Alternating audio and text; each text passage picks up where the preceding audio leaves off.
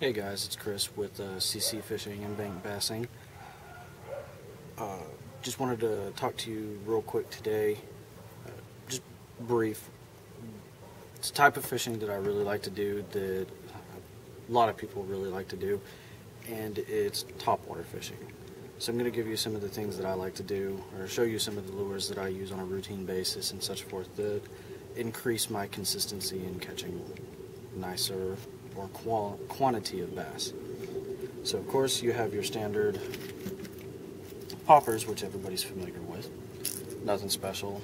This actually I bought at Academy. You can see the XPS logo on it, and it's just a standard popper. I always put a split shot or an oval ring on the front, and the reason that I do this, and you'll notice that it's almost on every single bait that I'm going to show you today, and the reason I do this is because in the front, when you tie just a straight knot on it, it's going to pop straight. It'll just pop, pop, pop. And so when you're pulling that in and you're popping it, that's all it's going to do. But you tie the slip ring onto it, and it now gives it full range of motion. So while you're popping this thing, it'll pop and then it'll turn off to the side, and then pop and turn off to the side again.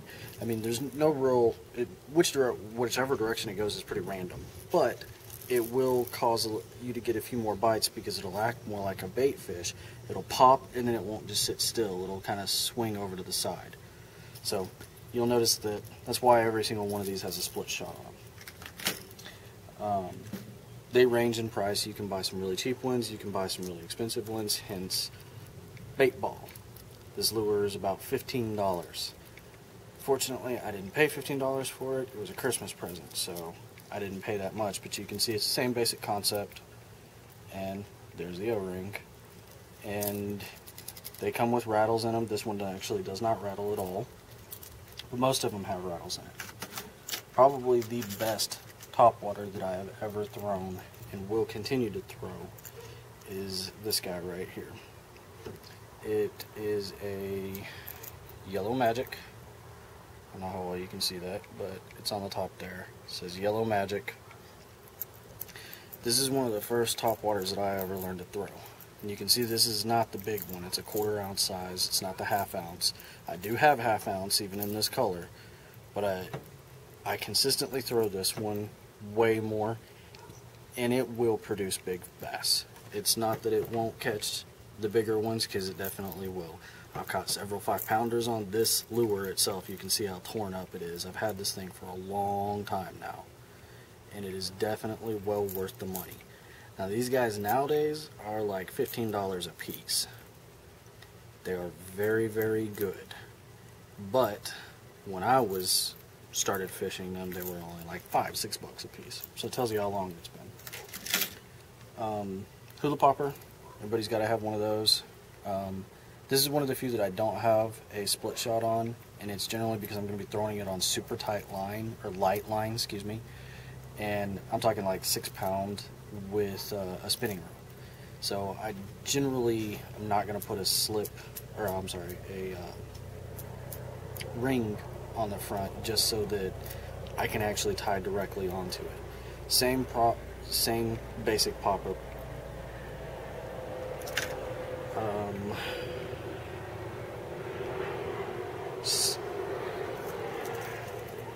These guys. Everybody knows how to walk the dog. This is a Zara Puppy Junior. I think, yeah, Zara Puppy, excuse me, not the Junior. I have a Junior around here somewhere. You can see it's just a Zara Puppy. This one is really good. The only thing that I don't like about it, no rattle. The bigger ones, the Zara Puppies, or just the regular spooks, they have rattles in them. So this one doesn't do as very well as I would like. It doesn't seem to attract as much. It will still catch a ton of fish. This color especially, because it resembles a bait fish. You can see it's real light, reflective on the bottom, and then it's got some glittery sparkle stuff on the side, and it's darker on the top. So it resembles a bait fish really well. A little bit of red in the front. These I do not tie a ring on, because you don't want that much action on the side. Not with the Zara. The Zara, or the Hedon Zara spooks, They don't do well with split rings. I've tried multiple times and I can't get them to walk right. I have another brand that I'm going to show you that does walk right with a split ring on the front. The only one drawback to this specific one, and I've got 2 or 3 in various colors, is there's a little hole in the front. You can kind of see it right here. That hole, for whatever reason, will fill with water. I don't know why it's like that, but it'll fill with water and then it won't walk right. So every now and again you have to drain it. Or you can do what I do, is either put clear nail polish over the front of it so that it seals the hole, or super glue, something along those lines, seal it up real nice. Next one, same type bait. It's different. You notice that it's got a little bit of an arch to it, so it's not a straight like the Zara Spooks are. It's got a little bit of a curve to it. Front's also a little bit different. I have a split ring on this one because this one will walk real far if you fish it the right way. This one you cannot fish extremely fast. The Zara Spook, you can pop that thing left and right and it'll just sit there and twitch back and forth. It's designed for that. This one, I believe, is a Strike King or a Bill Dance, and it does not need to be walked fast at all. It actually works better if you fish it slower. And there's another method that I've found that you can fish with these, is when these are just sitting in the water, and if you pause from the walking the dog so that it's sitting, you're walking it, and then you stop, if you just twitch it like you would a popper, a lot of times it'll turn on its side, dive down, and then come back up to the top and right itself. This is extremely effective if you're in a very limited area and you have a strike zone that's not real wide. In this case, you can actually cause it to dip and then come back up and then dip and come back up, and it won't move very far. A couple inches if you do it right. I've got a bunch of strikes doing it like that. And the added bonus, it's almost the same size as the Zara. It has rattles.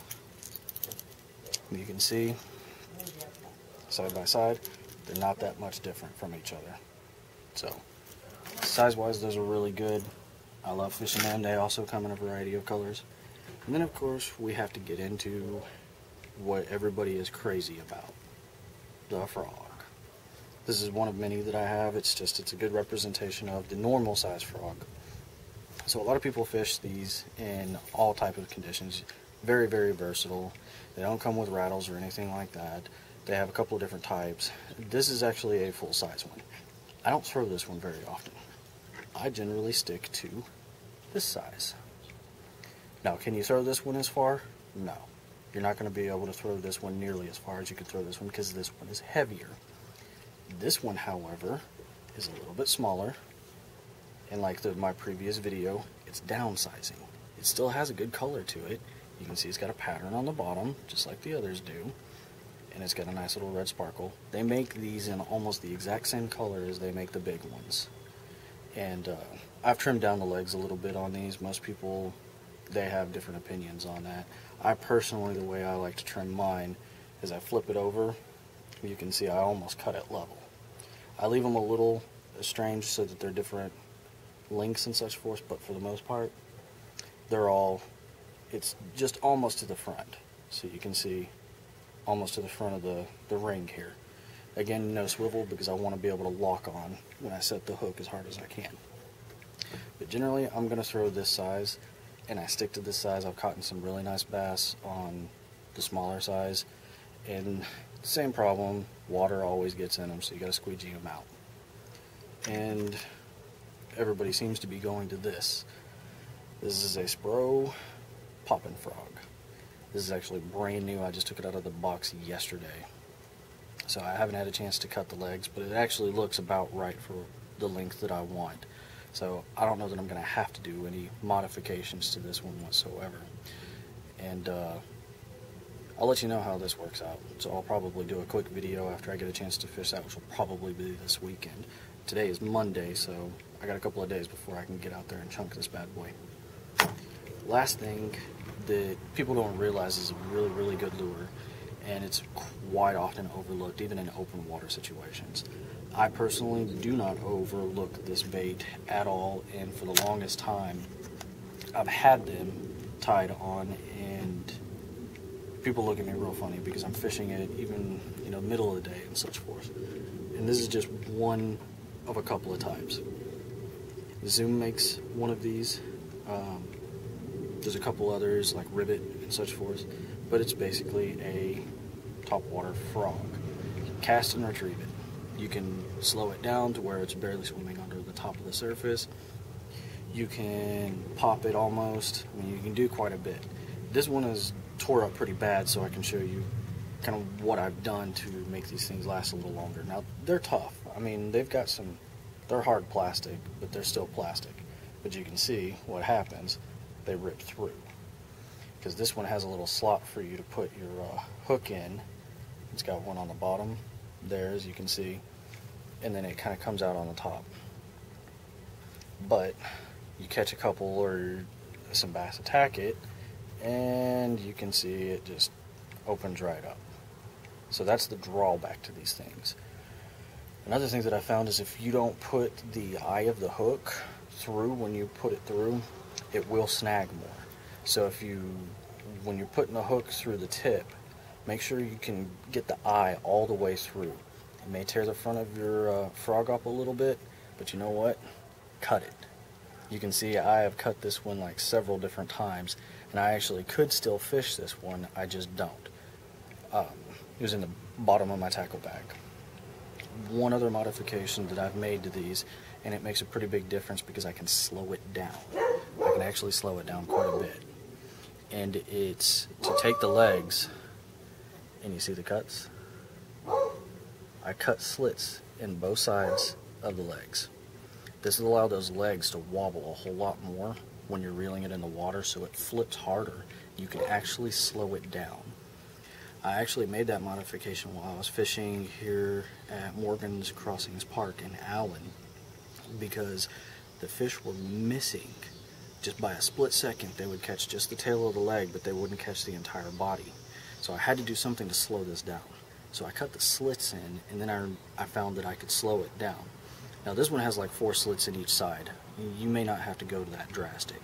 I did as an experiment. This was my experiment one. This is actually a yum frog, and they come in like 4 packs for I think $3 or $4, so they're not terribly expensive or anything. But that's my little secret weapon. I usually have it tied on almost year-round, well, except for winter. But they work really good. They're a lot of fun to catch on, and you just have to make sure that you get a good hook set. So you want a rod that has a little bit of a backbone. Without that, you're just going to be setting the hook on nothing. So those are my main baits. Of course, I've got a bunch more, and if you're lucky, I'll show you some, but this is my little secret weapon. And so that's 2 you guys have get. So if you watch these videos either on my YouTube channel or my website, please feel free to comment. You can like, you can subscribe. I'm open to suggestions. If you want me to cover something that I haven't yet, or you don't know if I will cover, please just let me know.